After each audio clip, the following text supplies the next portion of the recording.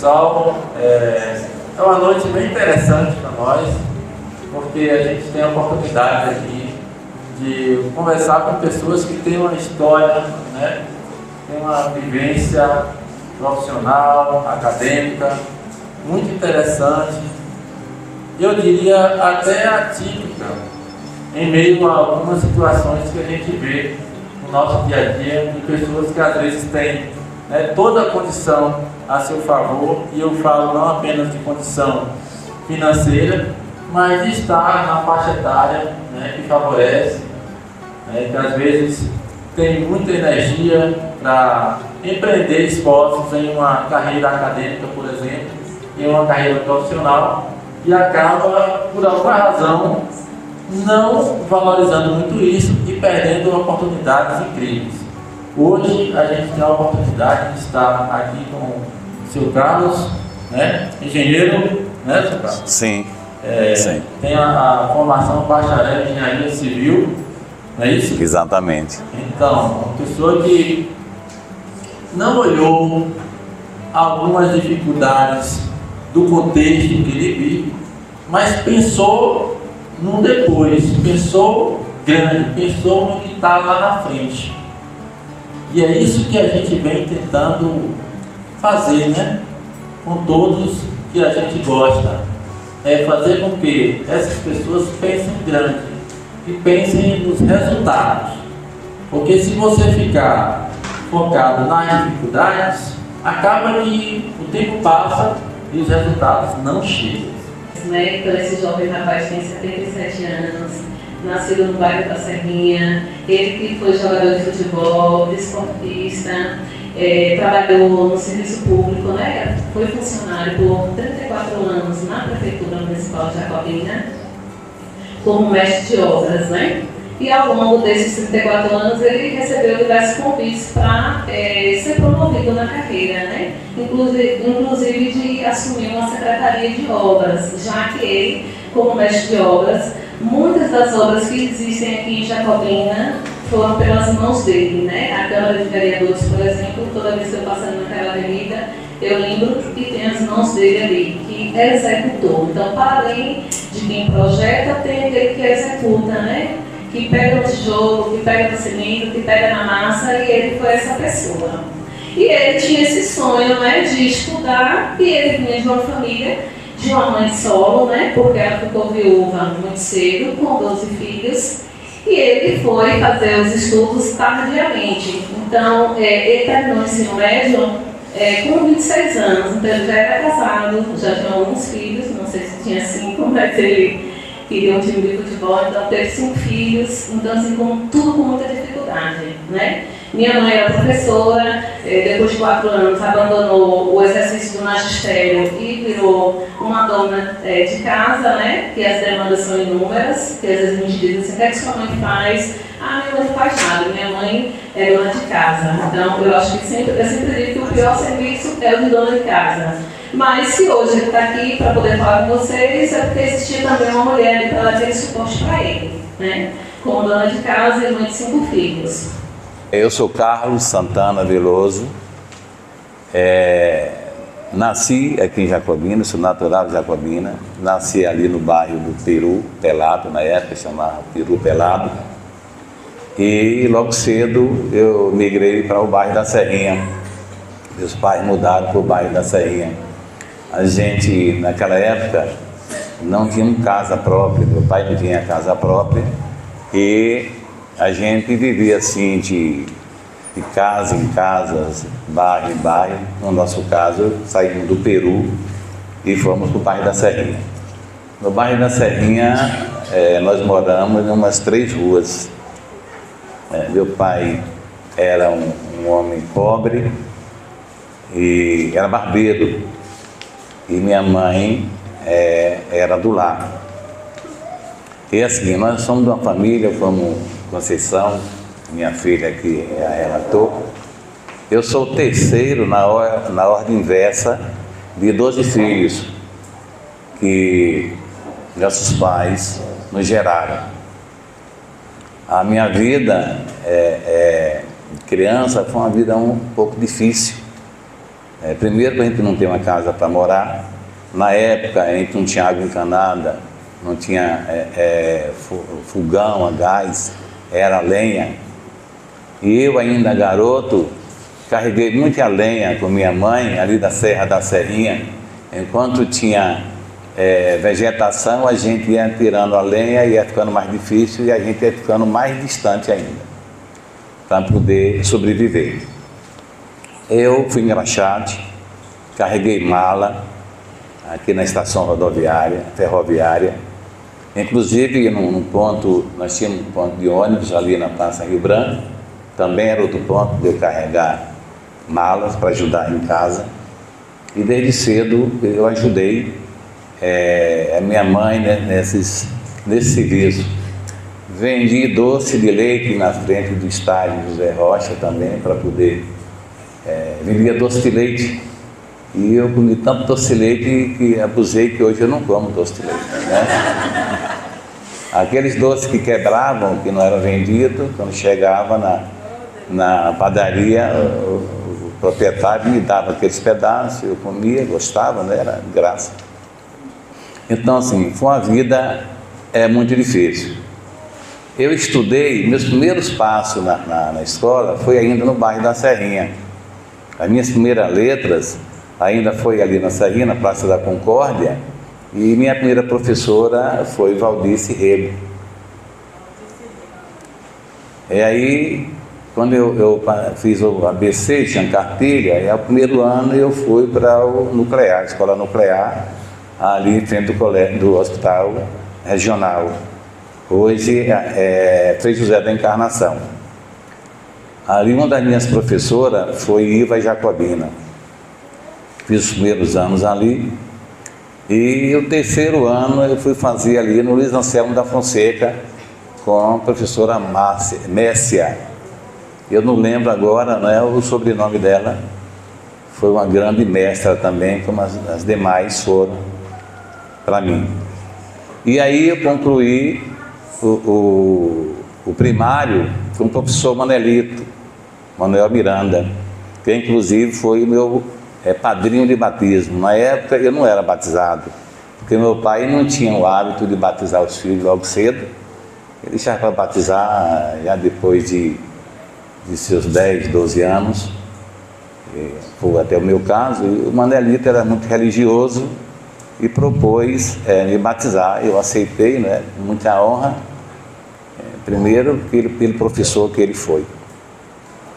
Isso aí já foi em 1962, eu estava com 14 anos, e aí meu pai faleceu. E como minha mãe era do lar, ela teve que trabalhar. Antes ela não trabalhava, né? Meu pai sustentava, mesmo com toda a dificuldade. Mas após a morte dele, eu deixei de estudar, parei de estudar, porque eu tinha que trabalhar para ajudar minha mãe. Apesar de ter muitos irmãos, os mais velhos foram migrando para São Paulo, para o Rio de Janeiro, Salvador. E nós, os mais novos, foram ficando e os mais velhos foram para lá. E eu me vi na obrigação de ajudar minha mãe, né? Então parei os estudos e comecei a estudar, comecei a trabalhar. Passei a trabalhar na prefeitura de Jacobina. Eu tinha apenas 14 anos e meses, né? E trabalhei até os 25 anos, 26 anos. O estudo eu tinha esquecido. Mas em 1972 surgiu aqui o supletivo, um curso de primeiro grau. E aí eu já não me achava motivado. Esse período dos 14 aos 25, 26 anos, eu me achava velho. Não sei se porque eu tinha começado cedo, mas eu achava que já tinha passado o meu tempo. Eu servi o tiro de guerra com 18 anos e Furtado, que foi meu instrutor, sargento Furtado, na época, ele me cobrava para eu voltar a estudar. Porque eu, como atirador, eu gostava de participar das atividades. ali do tiro de guerra, e eu gostava de fazer adivinhações, charadas, né? E ele achava que eu tinha alguma coisa a mais que deveria aproveitar. E ele me cobrava muito para que eu voltasse a estudar. E eu sempre dizia: Furtado, meu tempo já passou. Não dá mais para mim, eu acho que já passou meu tempo. Mas foi quando chegou o supletivo, e minha esposa, Margarida, né, a mãe de Conceição, ela começou a me cobrar: Carlos, por que tu não faz o científico, o supletivo? Você devia fazer o supletivo. Eu digo: rapaz, já passou. E ela sempre me cobrava. Eu era noivo ainda dela. Eu passei até a ficar desconfiado, né? Essa moça não me quer mais, né? Querendo namorar e ela pedindo para estudar, né? E eu me questionava bastante. E passou ali o supletivo e eu não fiz, naquele primeiro momento. Aí, meses depois, Furtado, acho que pediu, né, para que viesse fazer esse exame só para os atiradores. E no dia que começou o exame lá, eu soube, né? Aí ele me deu um toque assim. Eu digo: rapaz, e minha mulher cobrava, minha noiva, né, na época, me cobrava tanto para eu fazer esse supletivo. Furtado também, e hoje está tendo no tiro de guerra. Aí eu liguei. Nessa época a gente estava trabalhando no bairro da Serrinha. Estavam calçando ali aquele bairro da Serrinha, a Praça da Concórdia e aquelas ruas adjacentes. Aí eu liguei para Furtado e pedi a ele, né? Eu soube que estava tendo aquele exame e eu queria fazer. Aí ele me disse: Carlos, hoje é só para os atiradores. Os demais já passou de prazo. Mas para você eu abro uma exceção. Vem agora aqui que você vai fazer junto com os outros atiradores.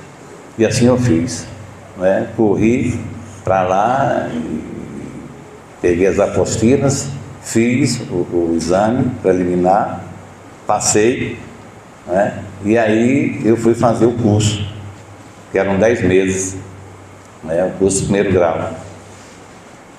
Aí no ano 72.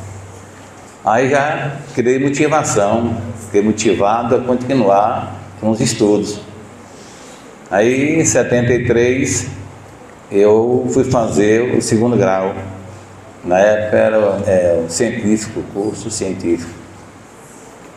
Aí eu fiz os 3 anos do curso científico, consegui formar ali, né, aquele segundo grau, fiquei satisfeito, até aquele momento eu fiquei satisfeito, né? Mas eu gostaria aqui de abrir um parênteses para dizer a todos vocês uma coisa que muito importante para todos nós, em toda a nossa vida, para os estudantes, né, os professores, principalmente os estudantes, o que a gente precisa fazer, porque eu passei por isso. Eu trabalhava na época, já era mestre de obra, e eu estava trabalhando muito nos distritos e povoados, fiscalizando as obras, e muitas das vezes eu saía do trabalho, às vezes em Capim Grosso, Junco, e vinha direto para o colégio, porque não dava tempo de passar em casa. Naquela época não tinha muito transporte, eu às vezes ia direto para o colégio. Inclusive, eu perdi algumas aulas, né? E claro, perdi alguns assuntos. Mas eu queria dizer a todos os senhores aqui, que no último ano, terceiro ano do científico, eu perdi uma unidade. E eu pedi ao professor que me desse uma colher de chá, porque eu estava trabalhando fora, tinha muita dificuldade, já casado. Esse daí foi na primária que deu colher de chá. E aí, na prova, a última prova que eu perdi, eu lembro que eram 3 questões, né? A prova eram 3 questões. Numa das respostas, eu respondi corretamente. Uma segunda eu não soube responder. E a terceira eu tive uma dúvida. De como resolver. E aí me veio uma coisa que foi uma das faltas, uma das aulas que eu deixei de participar, né? E eu fiquei na dúvida daquele assunto. E até hoje, isso já faz mais de 50 anos, que eu não esqueço a resposta correta. Eu não lembro das outras perguntas, mas esta pergunta ficou gravada, principalmente a resposta. O enunciado eu não lembro, mas eu lembro que a questão para ser resolvida era com o Orlandinho, que era matemática, e aí eu botei duas respostas. Aquele problema seria resolvido pelo máximo divisor comum ou pela fatoração. Eu fiquei na dúvida qual era, por onde responder aquela questão. Aí eu botei as duas respostas, pelos dois sistemas. E a resposta correta era pela fatoração. Não é? E eu não esqueço a resposta. A resposta correta era 2 elevado à 9ª potência.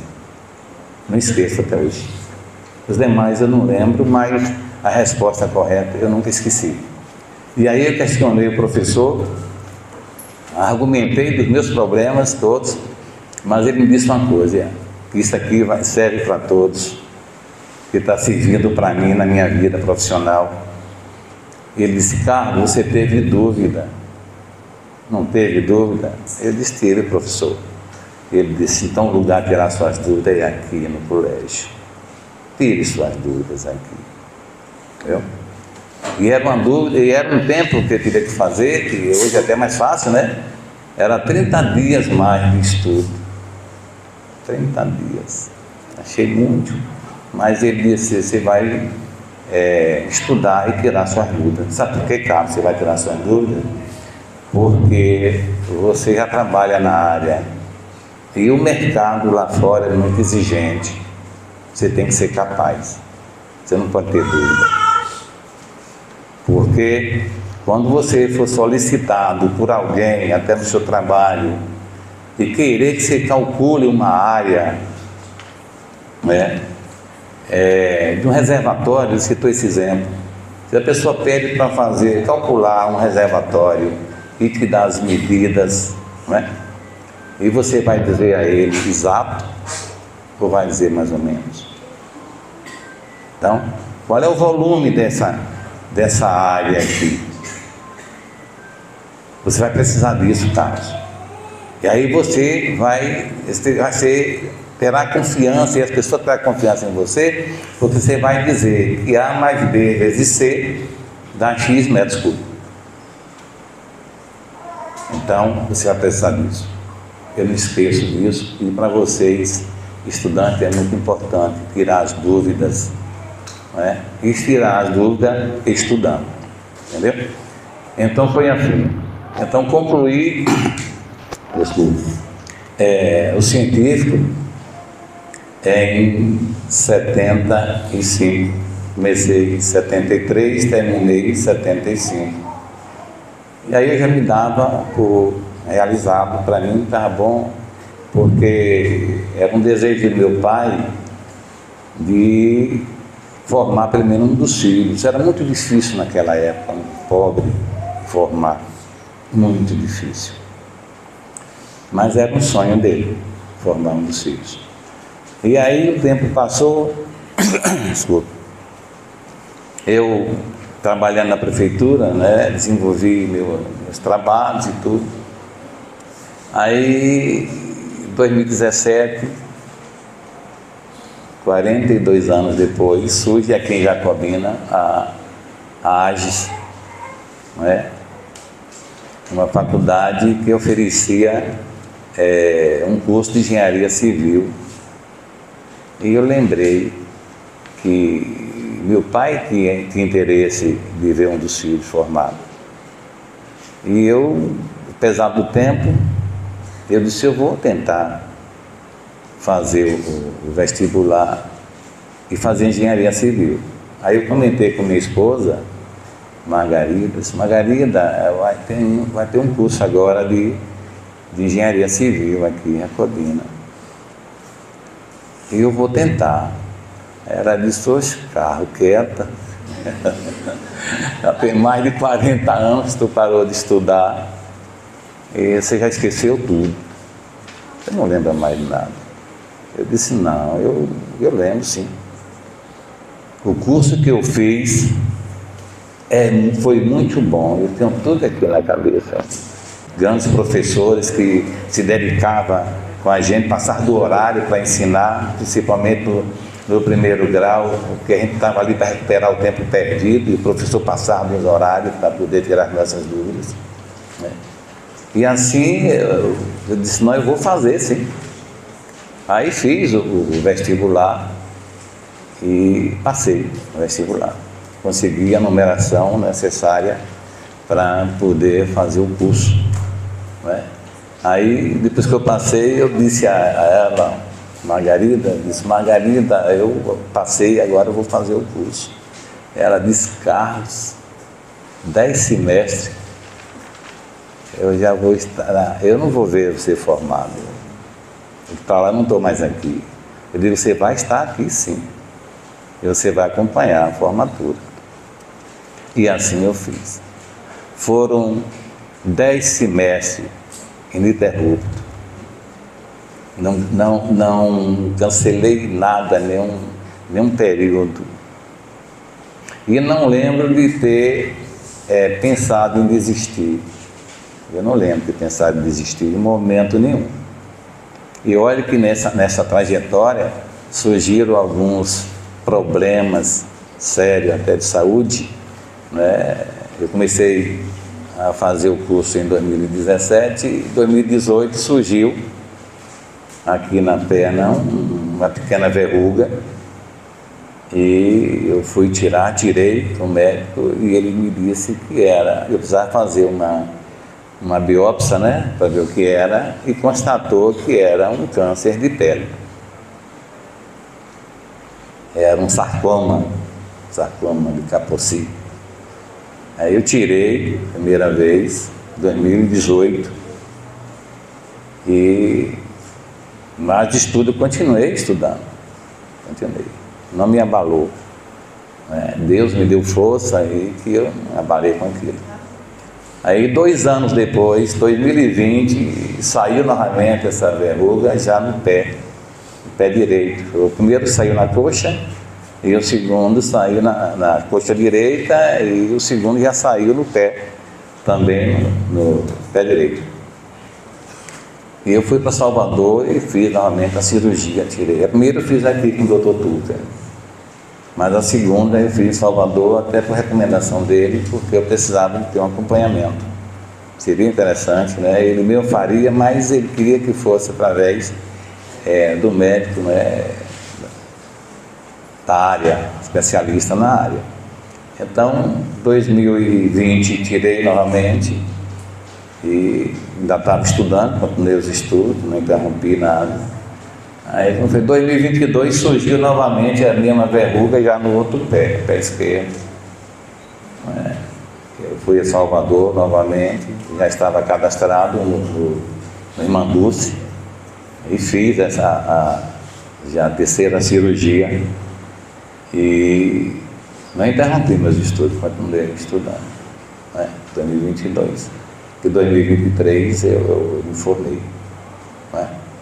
Eu hoje ainda caminho para Salvador porque eu estou sendo acompanhado. Eu não tomo medicação nenhuma, mas eu sou acompanhado pelos médicos oncológicos, entendeu? Até hoje. Agora em janeiro mesmo eu fui pela última vez. Os exames deu todos positivo a meu favor, né? Negativo, né, no caso. A parte interna minha, segundo os exames, estavam todos bons, os órgãos estavam todos limpos, né? E eu só vou voltar agora em Salvador só em 2026 para poder fazer uma outra revisão.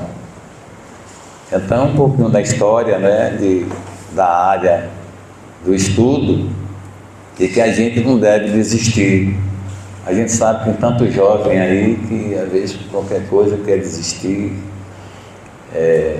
não imagina que amanhã ele vai precisar do estudo, porque tudo precisa do estudo, até para o respeito da gente. Quando a gente tem conhecimento, a gente é mais respeitado, as pessoas olham a gente de outra maneira, não é?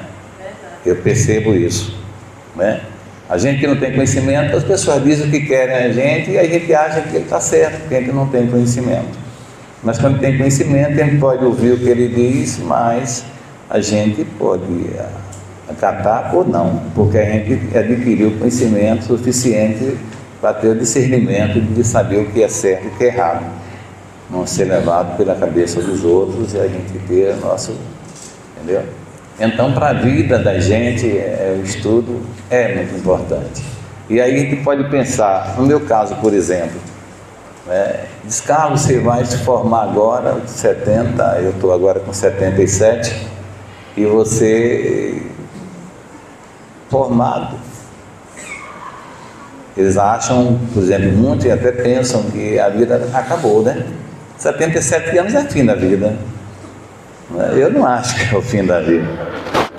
Primeiro porque meu projeto de vida é ir para 100 anos.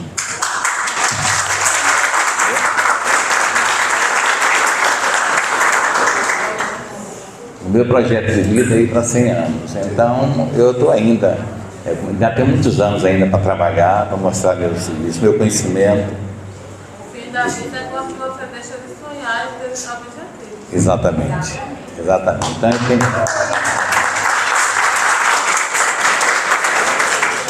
A gente tem que sonhar sempre. E a outra coisa também que é muito importante para a gente de saber é que a gente tem que transmitir para os outros, a gente deve transmitir também para os outros. Que é a única coisa que você pode dar à vontade e nunca acaba. É o conhecimento. E quanto mais a gente passa, mais recebe também. A gente aprende sempre com os outros, né? E não acaba, sabe? A gente não precisa ficar preocupado de não passar para os outros, não. A gente tem que ter a preocupação de passar o conhecimento para os outros, né? Aquele que a gente adquiriu, dividir com os outros, porque o nosso não acaba, não. Pelo contrário, ele aumenta. Porque quando a gente passa o conhecimento, você também adquire. A outra pessoa que está lá, ele também tem conhecimento e vai passar para a gente. Então, cada vez mais a gente vai aumentando o nosso conhecimento, o nosso saber, que é uma das coisas que mais dignifica o homem, é o conhecimento. É uma das coisas que meu pai mais queria. Eu lembro de uma frase de meu pai, que alguns amigos dele, daqui da nossa cidade, fazendeiros, poderosos, financeiros, cobrava dele que ele doasse algum dos filhos, porque eram muitos, né? E manter não era fácil, E ele dizia, não, meus filhos não é para vender, meus filhos não são animais que se vendem. Meus filhos vão ficar comigo, vão estudar, para poder eles crescerem na vida. Então o sonho do meu pai era esse, mas meu pai morreu cedo ainda, morreu com 52 anos, eu estava com 14. Então assim, o sonho dele ele não pôde ver, mas o meu prazer, eu me sinto realizado também, porque era um sonho do meu pai formar um dos filhos. E eu consegui formar, apesar da dificuldade, mas o tempo chegou e a gente teve a oportunidade de fazer esse curso, porque era difícil um pobre fazer um curso de superior. Mas hoje nós temos, graças a Deus, nós temos possibilidade de qualquer pessoa tem condição hoje de fazer um curso superior, qualquer família, por mais pobre que seja, E hoje eu acredito até que não tem mais família pobre, não. Eu faço uma avaliação, me permitam, do meu tempo quando era criança, a gente para ir para a escola não tinha merenda. E às vezes a gente nem tinha merenda para levar para a escola. A escola não fornecia merenda. E a gente também nem tinha merenda para levar para a escola. E eu sempre comento uma coisa que aconteceu comigo. Eu merendei muito farinha com açúcar. Quem aqui já merendou farinha com açúcar? Pois é, eu merendei muito farinha com açúcar. E tomar café com farinha. Porque não tinha outra coisa. Para ir para a escola, era café com farinha. E eu fiquei tão feliz de poder tomar café com farinha que até hoje eu tomo café com farinha.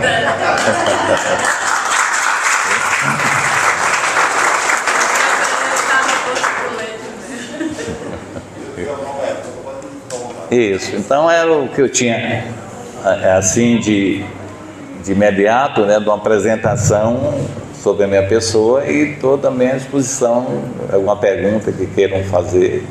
O senhor sentiu alguma dificuldade quando entrou na universidade?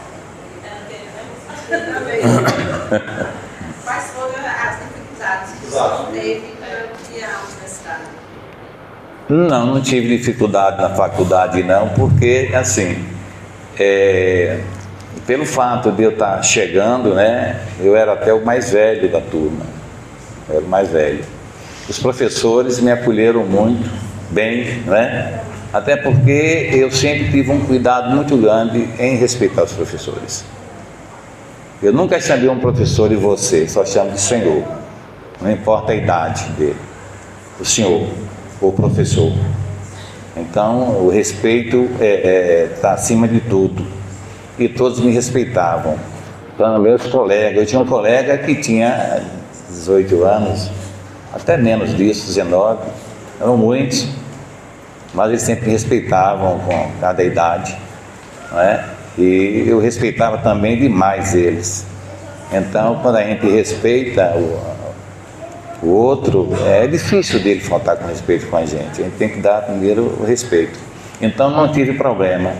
Inclusive os colegas me ajudaram muito na faculdade, porque... Não sofri, não sofri. E eu não sei o que é isso. Devia até não sei o que é isso. Porque eu fui ensinado por minha mãe, não senti isso. Eu nunca me senti inferior a ninguém. Nunca me senti inferior a ninguém. Foi... eu recebi dos meus pais isso aí. Então, se a pessoa comete um bullying, é como a pessoa botar um apelido em outro, né? E você se obedecer, aí pega. Então, se a pessoa botou um apelido que eu não gostei, eu faço conta que não ouvi. Ele perde a graça. Ou não é assim? Perde a graça. E assim eu fiz ao longo do tempo. Nunca me senti inferior a ninguém. Não sou superior, sou igual a todo mundo, mas não me sinto inferior. Então, se a pessoa faz um comentário ali que, se eu não gostar, eu digo a ele que eu não gostei. Eu digo, olha, eu não gostei desse comentário. Entendeu? Eu não fico preocupado porque alguém falou de mim. Se eu puder, na maioria das vezes, quando falam da gente, é porque gostam da gente. Eu tenho isso comigo. Se alguém falar mal de mim, é porque ele gosta de mim. Porque a gente, quando não gosta da pessoa, nem fala. Eu, por exemplo, eu sou assim. Eu ignoro. Quando eu não gosto da pessoa, eu ignoro. Eu passo na rua, não vi. Eu passei e não vi. Entendeu? Então, eu acho que é por aí. Entendeu?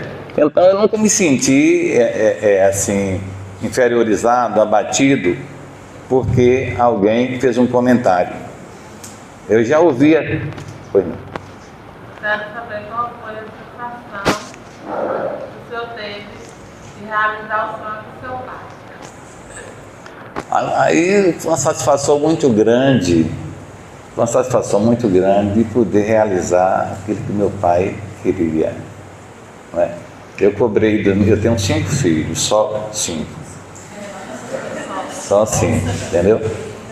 E aí, eu cobrei muito dos meus filhos que estudassem. Estudem.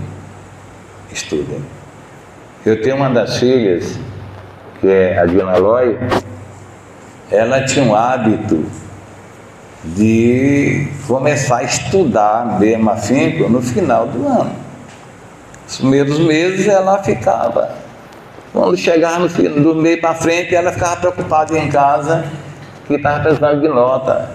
Aí um dia eu chamei ela e perguntei: o que é que está vendo aí? Você está preocupada? Aí, esse ano eu estou ruim, eu vou precisar de nota mais alta para poder fechar o ano. Eu falei: você não está estudando corretamente? E aí eu cobrei dela, chamei ela firme e disse: pois você vai estudar e a partir de agora eu vou lhe acompanhar, eu quero ver se você está estudando.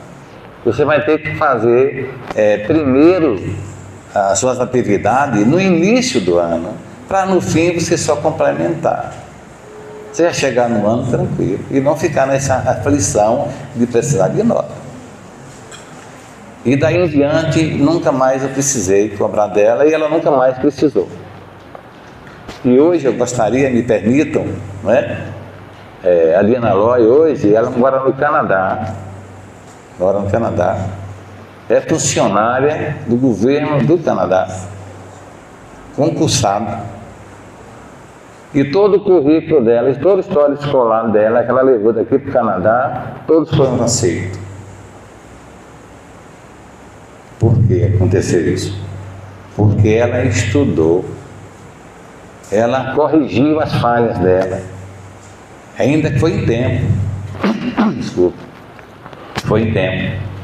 Então, para nós, estudantes, eu digo nós porque de vez em quando eu ainda recebo mensagem da AGE, né, para eu fazer depois uma pós-graduação, mas eu estou estudando, entendeu? Então o conhecimento é muito importante. E de vez em quando, quando eu converso com ela, eu digo: minha filha, você está vendo aí quando eu lhe cobrava? Você começou a negligenciar e depois você passou a estudar com afinco. E lá do outro lado do mundo. Ela fez concurso para Ministério do Trabalho e para Receita Federal e passou nos 2 concursos. Lá. Mas eu lembrei a ela, entendeu? Então é muito importante que a gente se dedique aos estudos. É muito importante que a gente não deixe para amanhã não, você pode fazer. Na faculdade também eu tive uma unidade que eu tive dificuldade. Eu perdi uma unidade de física, eu e mais uns 8 colegas. Eu fui para a final, não é? Eu e mais alguns, eu até brinquei com eles, né? Porque eu falei: não, se for para a final, a gente fica sempre preocupado de não ir para a final, passar logo. E eu dizia: rapaz, a gente, quem passa para a final são os melhores. De todo setor que se imaginar da vida, quem vai para as finais são os melhores, não são? Os outros ficam pelo caminho. Então eu dizia para eles assim, né, para os colegas, eu não se sentia abatido, né? Rapaz, fulano já passou direto, eu não passei. Um dia também, né, não tinha passado. Eu disse: não, rapaz, nós somos bons que estamos na final. Então vamos para a final. Exato. E se a gente observar, é verdade. Sabe por quê? Porque nós passamos mais um mês estudando.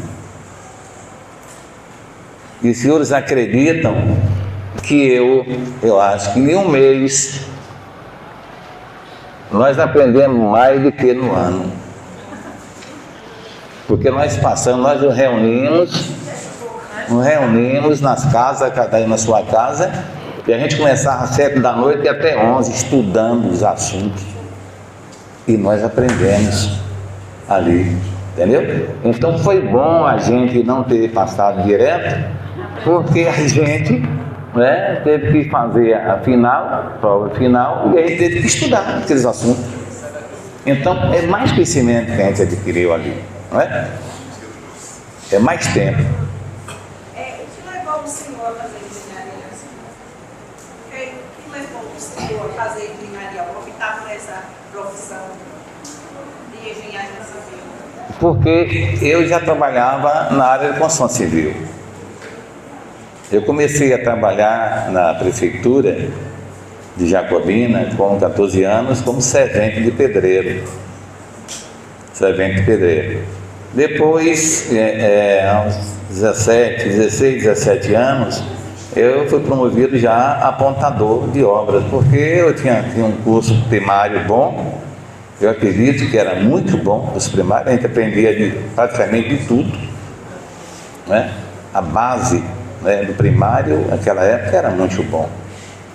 E eu, pelo fato de já ter um pouco de conhecimento do primário, eu fui promovido a apontador de obras. As obras do município, eu ia e fazia os apontamentos, né?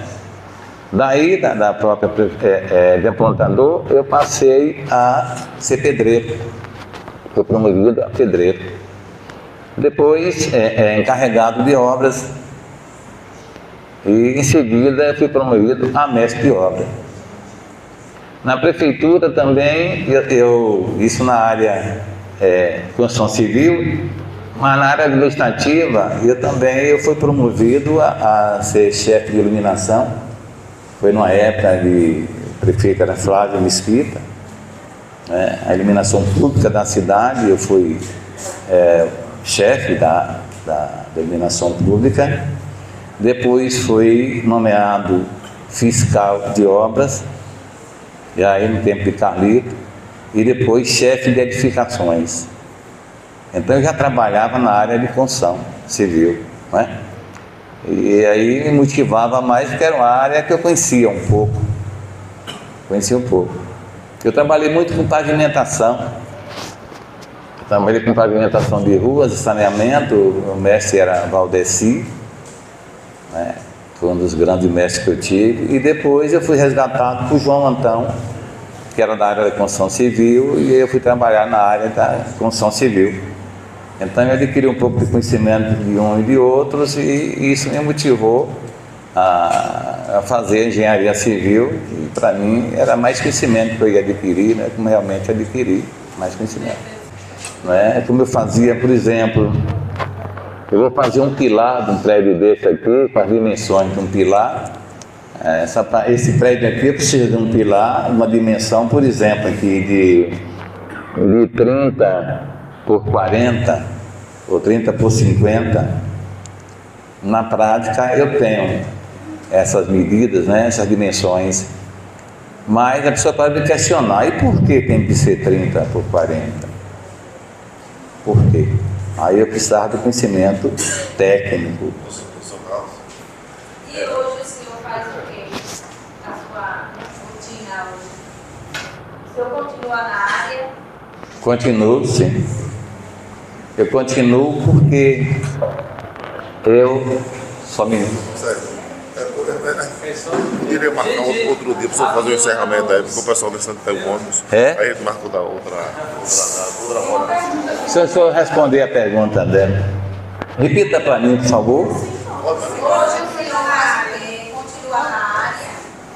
Sim. Sua rotina hoje? Eu continuo na área porque em 1979, eu abri uma pequena empresa de construção, uma microempresa de construção civil, e passei a prestar serviço em outros municípios, aqui na nossa micro-região e até um pouco mais distante. E eu ainda tenho uma equipe de funcionários hoje, eu ainda tenho 8 funcionários que trabalham com construção civil. E hoje o senhor assina seus projetos, né? Sim, sim. É assim. Hoje mesmo assinei um projeto aqui de um cliente, né? Já assinei um projetozinho para poder ele já executá-lo. Minhas colegas estão perguntando se a sua esposa assistiu a sua formatura. Sim, assistiu, né? E até comemorou, porque ela achava que ela não ia estar viva, né?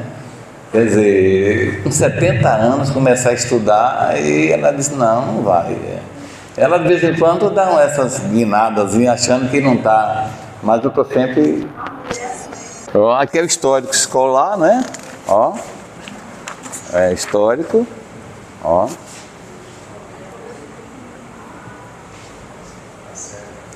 Ó,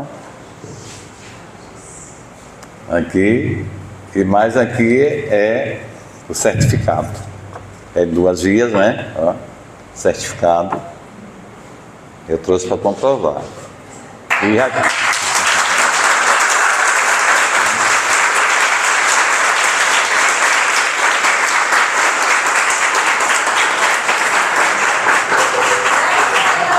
Olha, professor, para mim, professor é um pai ou uma mãe, ele é um amigo, é o conselheiro. O professor, às vezes, ele tem um papel mais importante do que o pai, porque nem todo pai acompanha seu filho. Então, professor, vocês, professores, estão de parabéns pela função que vocês abraçaram, e os alunos saibam olhar o professor como um pai, como uma mãe, porque é isso que o professor faz. Eu não trouxe aqui, mas eu fiz uma pequena poesia falando do professor, o que é o professor, porque eu considero o professor a pessoa mais importante na vida da gente, depois dos nossos pais, quando os pais são bons. A ética e a moral. A ética, ela deve prevalecer em tudo, em todo segmento da nossa vida, na vida profissional, na vida amorosa, na vida profissional, porque assim, a ética é um respeito ao outro. A gente nunca deve apontar as falhas dos outros, a não ser a ele próprio, se for perguntado. Mas a gente nunca deve falar dos outros. Por exemplo, eu trabalho com construção. Eu não me recordo que eu tenha colocado defeito em obra de ninguém. Nunca cheguei numa obra, até obras que eu fui contratado para executar, para fazer algumas correções, mas eu nunca falei do construtor, do anterior. Nunca falei. A gente não deve falar do outro, deve respeitar. A ética para mim é isso, é respeito. Não é? Porque se a gente fala mal dos outros, a gente também corre o risco de outros também falarem da gente. E não é correto. A gente tem que botar sempre uma justificativa. Por que errou? Por que houve a falha? Pode ter acontecido por N motivos. Não é? Por exemplo, às vezes um construtor, vamos falar na área de construção, ele constrói uma obra e apresenta alguns defeitos. Às vezes até o cliente pede para que faça aquilo ali, aquela mudança. E ele, para não contrariar o cliente, ele acaba fazendo. Que no futuro pode lhe trazer problema. Para o cliente, principalmente. Eu digo porque eu enfrento isso de vez em quando.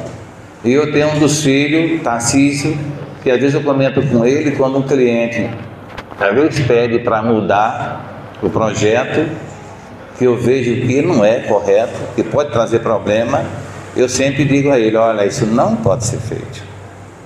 Eu não gostaria de fazer, porque amanhã você pode ter problema. Então eu digo ao cliente, eu sempre tive esse cuidado, dizer ao cliente. E quando você fala o cliente, ele não gosta no momento, mas depois ele vai refletir, porque eu estou defendendo o interesse dele, porque hoje pode. E eu vou só para poder ilustrar isso aqui. Eu fui convidado outro dia aqui uma dona de uma obra, porque surgiu um problema no prédio dela, e é um prédio estrutural, deve ter uns 5 andares. E ela me chamou lá para olhar o problema que está acontecendo no prédio. Ela queria que eu fosse lá, ela tinha um mestre de obra, e eu disse a ela, aí vem a ética, eu disse, eu só vou lá se o seu carregado me autorizar. Ah, mas eu sou o dono. Não vou. Agora, se a senhora falar com um carregado da obra, né, que quer que eu faça uma visita, e ele autorizar, eu vou. Fora disso, eu não vou. Aí ela combinou com o mestre de obra, que é meu amigo, e me mostrou o problema do prédio. Eu vou resumir para vocês entenderem. O prédio tinha vários pilares do projeto. E aí a proprietária mandou suprimir o projeto.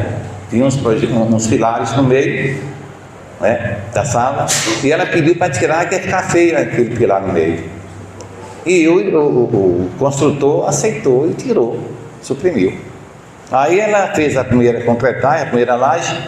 Na segunda laje, a laje cedeu, recalcou. Aí ela ficou agoniada. E aí?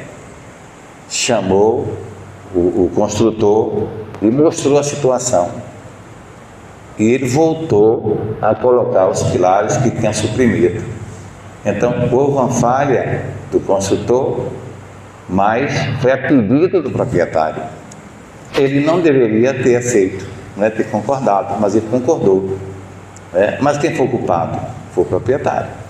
E aí ela me pediu para olhar, mesmo depois que foi criados os pilares, se ia resolver o problema. Tá? Eu mostrei algumas soluções, né? Mas é assim, a gente precisa ter muito cuidado, e aí faz parte da ética, né? Porque eu não condenei nem o construtor, né? Nem o proprietário, né? Mas houve uma falha aí, porque às vezes o construtor, ele faz em atendimento, ele não quer contrariar o cliente, e aí que eu estava dizendo ao meu filho, que eu disse: ó, meu filho, eu não faço. Ele disse: você vai perder o cliente.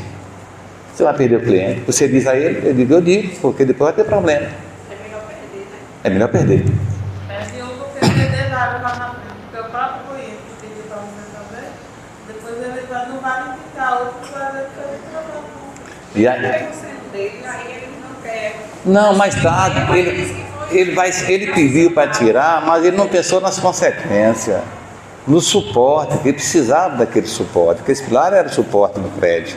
Ele, até por falta de entendimento, ele olhou que era mais, embelezava, né? Por exemplo, é como uma sala dessa aqui, se botar um pilar no meio, não é? Então tira esse pilar.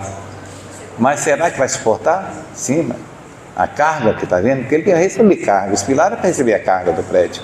Aí você suprime um pilar desse e o prédio pode ruir totalmente, entendeu? Então é assim, eu costumo não aceitar, entendeu? Eu prefiro perder e eu lembro aqui do engenheiro que me disse uma vez, ele disse: Carlos, em relação de obras, né, você vai fazer um orçamento, né, e aí quando você faz um orçamento, você quer ganhar aquela obra. Mas o engenheiro me disse isso, disse: Carlos, você quando for fazer um orçamento para qualquer cliente, qualquer obra, tenha muito cuidado. Observe, é melhor você ganhar perdendo do que perder ganhando.